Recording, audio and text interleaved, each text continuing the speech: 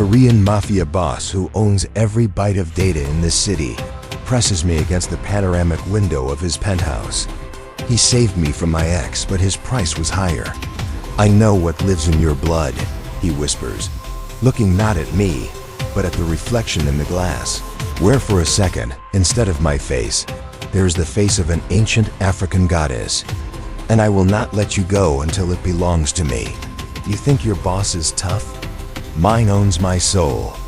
If you want to see how a goddess trapped in a waitress uniform starts a war, subscribe right now and hit that notification bell. You do not want to miss this. My night started with a scream. Not a scream of terror, but of pure, weaponized stress that had been simmering on the grill for hours. "Aaliyah!" Chef Kang's voice cracked like a whip through the kitchen chaos, a sound more searing than the flash of oil in a hot pan. "This glass has a smudge." "A smudge? Do you think Mr. Jae-Hwan built this empire on smudges?" I navigated the battlefield of clanging steel, hissing grills, and cursing line cooks, my heart hammering a rhythm against my ribs that matched the frantic, four-on-the-floor beat of the house music bleeding through the doors. The kitchen at Aura was a pressure cooker, a place where Jae-Hwan's obsession with perfection was law, and Chef Kang was his high priest of torment. As the chef, a man whose tattoos told more stories than his words, continued his tirade, I focused on breathing. Inhale the scent of seared steak and citrus, exhale the fear. But as he slammed the glass down, the shadow cast by the rack of gleaming knives on the wall seemed to sharpen, to lengthen, responding to the rage I was so carefully swallowing. Then, two men in suits that cost more than my college debt appeared at the kitchen's entrance. The cacophony died instantly. Even Chef Kang's mouth snapped shut. The men's silence was in order. The other staff averted their eyes, suddenly fascinated by their cutting boards and workstations. In Jae-Hwan's world, you are either an asset or a liability, and when you are summoned, you do not ask why. The elevator ride to the penthouse was a silent ascent into another reality. The frantic energy of the restaurant fell away, replaced by a low subaudible hum of immense unseen power. The air grew colder, thinner, smelling of sanitized steel and ozone. We stepped out into a space that was less a home and more a server farm with a view. Glass walls displayed the city's glittering grid, a river of data flowing beneath us. And in the center of it all stood Jae-Hwan, a statue carved from shadow and ambition. He doesn't greet me. He doesn't even look at me. He is studying a holographic schematic of the city's power grid swirling in the air before him. With a dismissive flick of his wrist, the hologram dissolves. He gestures to a screen the size of a wall. The image that flashes to life is brutally clear, a high-definition nightmare.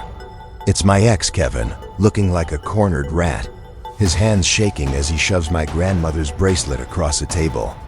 It's a heavy, coiled piece of brass, etched with symbols I don't understand, but have felt my whole life. The man taking it is Silas, a rival syndicate leader with a bleach blonde undercut and the dead eyes of a shark.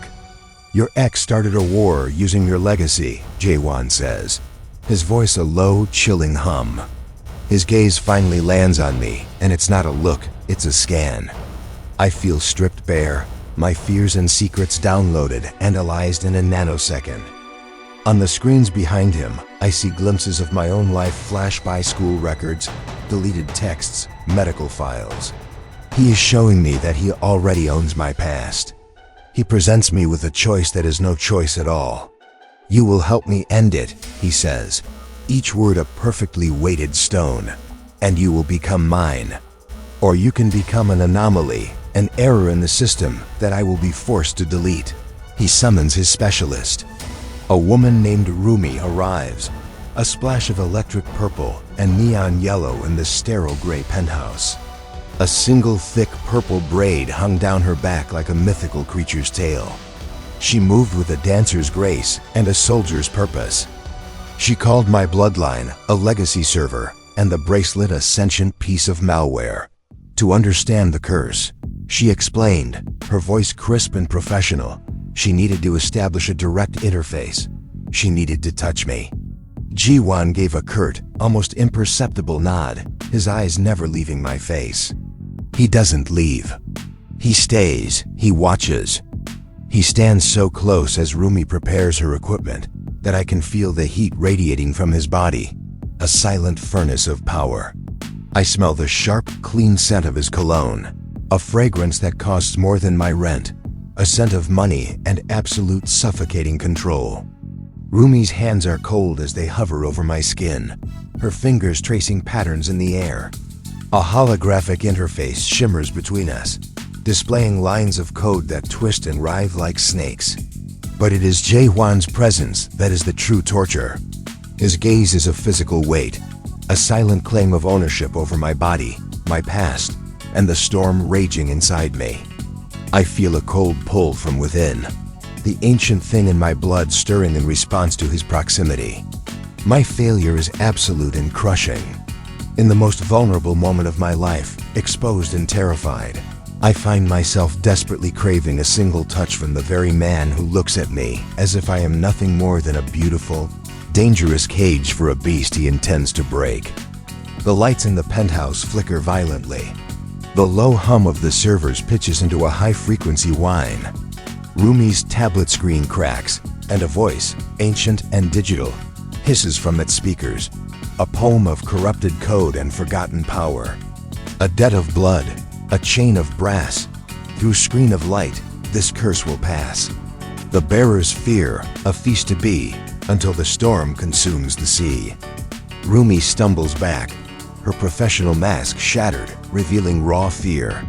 It's adaptive, she gasps, staring at her smoking tablet. It's learning from the network. She fails spectacularly in the center of Jae-Hwan's command hub, a cathedral of data where holographic maps pulsed with red alerts. The screens showed Silas wrapped in an aura of dark energy, systematically hijacking Jae-Hwan's digital territories. V1's sleek corporate logos flickered, overwritten by the garish, grinning lotus of Silas's syndicate. Financial data streams turned to gibberish. The city map bled red. When Rumi admitted she couldn't contain it, a lethal calm settled over Jae-Hwan. His fury was a drop in temperature, a promise of silent, total annihilation. He was about to give an order that would unleash a wave of violence. That is when I step forward. "You're all blind," I say. My voice is quiet, but it cuts through the tension like a razor.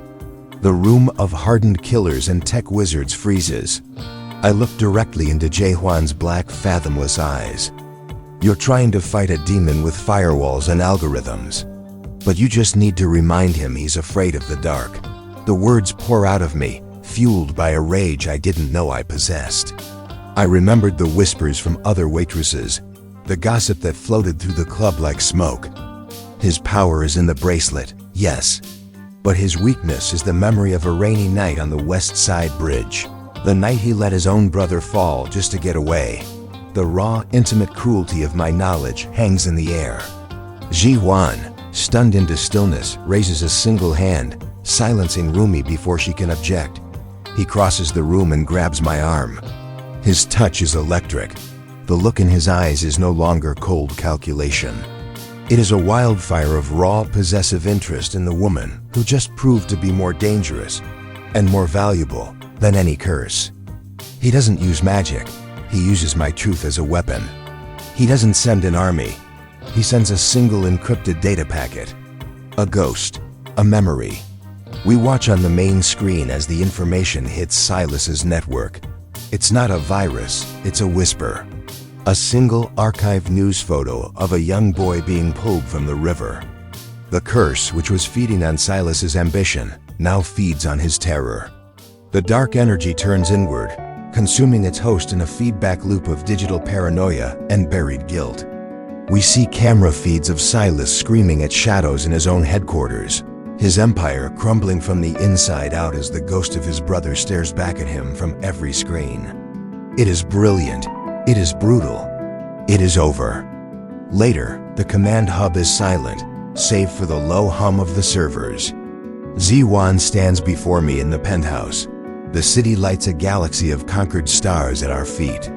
He holds out the brass bracelet. It is warm, dormant, humming faintly with a power that now recognizes me. I was looking for a weapon, he admits, his voice rough, stripped of its usual control. A power to own. He takes a step closer, his presence filling the space between us. But I found something more valuable. Your mind, your will.